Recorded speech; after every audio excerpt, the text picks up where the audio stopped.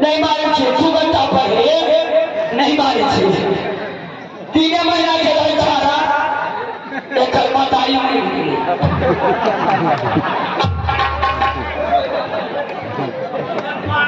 तोहर बताएगा कर बैठल वाले रहते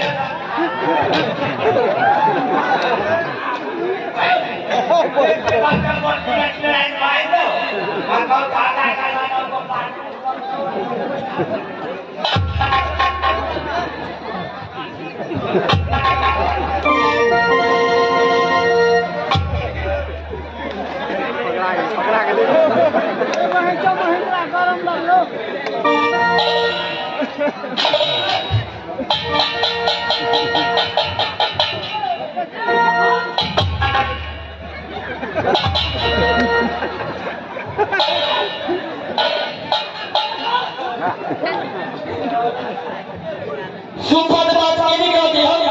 सुपद बात कोई कहते नहीं। हम जाइना चाहिए अच्छे जगह लोग सब निकल जाते गंगों के ना चल चले तो सुपद बात कोई कहते निमन का जीवन छड़ा के टूट गई माने कि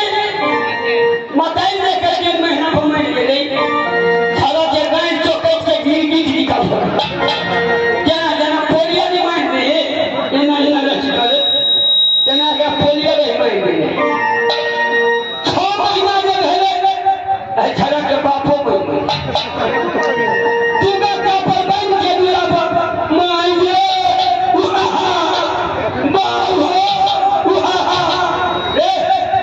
तो अपन दूध पिया के फोस के स्वाद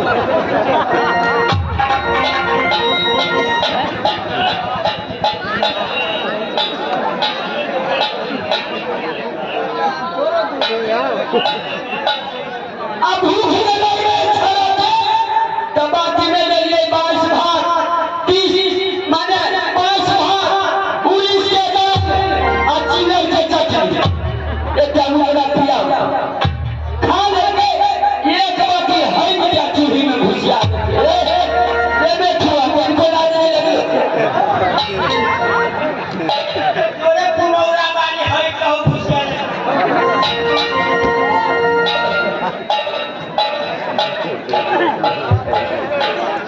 भलादमी के बेटा छे